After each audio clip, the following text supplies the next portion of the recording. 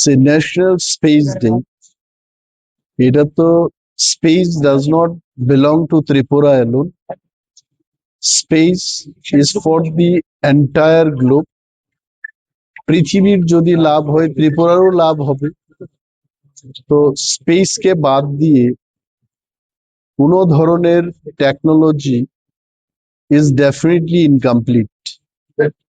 যে প্রশ্নটা উঠে আসছে আজকে, যে স্পেস ডে বা এই স্পেস টেকনোলজি ত্রিপুরার ক্ষেত্রে কত গুরুত্বপূর্ণ।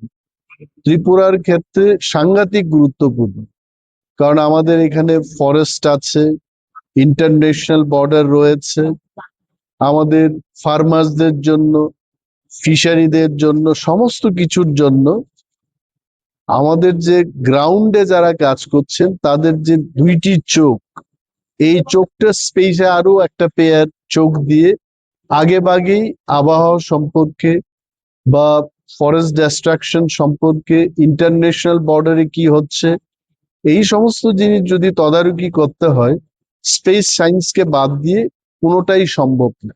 So satellite is absolute must. এই যে আপনারা ইন্টারনেট ব্যবহার করছেন, আইফোন দিয়ে বা স্মার্টফোন দিয়ে ইন্টারভিউ নিচ্ছেন, এগুলো কিন্তু without space technology these are not possible. তো সারা দেশের সঙ্গে আজকে আমরাও 23 তারিখ তো হবে এটা, তো প্রত্যেকটি রাজ্যে 23 তারিখের আগেই যার যার রাজ্যে স্পেস ডে পালন করার জন্য নির্দেশ এসছে, এবং ত্রিপুরায় আজকে আমরা এটা করছি। এক্সপার্টরা এসে গেছেন, ওনারা বলবেন টেকনিক্যাল সেশনে। ইনাগুরাল প্রোগ্রামে আমি অংশগ্রহণ করছি, এবং ন্যাশনাল স্পেস ডে সার্থক হোক, বিজ্ঞানীদের কাজ আরো এগিয়ে যাক, এইটুকুই বলবো।